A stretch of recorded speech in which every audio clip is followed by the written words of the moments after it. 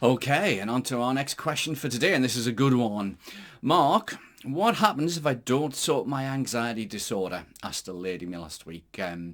Interesting question. So, rarely do anxiety disorders get any better unless we start to do something to improve things or we make some changes.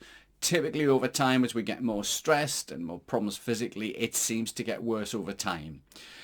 So, what happens when we get anxious, when we get stressed, is that quite often our immune system drops down a little bit. The body's trying to sort out an awful lot of things, the immune system's not working properly, and it just means we become a little bit more susceptible to colds and flus and other serious health problems. Quite often we see physical pain, nerve pain, headaches, migraines coming in, palpitations, and then it moves on to digestive problems. We know that when we're anxious or stressed, our digestive system doesn't work properly, and it means we can be eating food and taking supplements, but they're not being absorbed by the body. And then we get a bit of malnutrition, and that typically makes things worse, and it goes from there and there. Quite often with anxiety, we see people then drinking way too much, they're not motivated, they're not doing the job properly, and then we see concentration and focus problems, and it just kind of snowballs.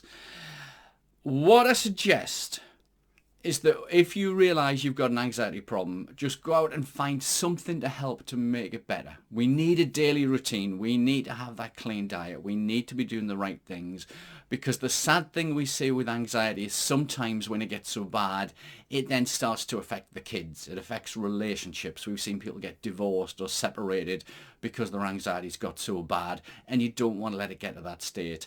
So yes, usually it snowballs and it goes down. However, as clients come in and work through the program, we quickly, within 2 to 3 weeks, see some serious improvements, and people start to feel better, and then they get a bit more motivation and put a bit more work in.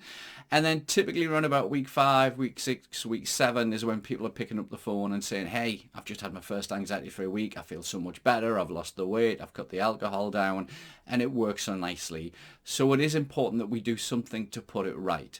Quite often we have to get to the point, and this is something we see quite a lot, and this is what happened to me. You get to the point where you just say, I can't do this anymore. I need to do whatever it takes to get it sorted, and we start to put the effort in. And that's the turning point. It's really interesting, so we need to do that the best we can. Thank you for that question. That's another great one. Please keep them coming. We do love them, and we'll keep trying to answer as many as we can each week. As usual, below there's a magic link which helps you look at our success stories, find loads of free resources. We've got a free group now as well. There's some videos there as well. And if you want to, you can book one of those assessment calls just to see what's going on, to see if we can help, and we can take things from there. So let's get your anxiety sorted. Thank you.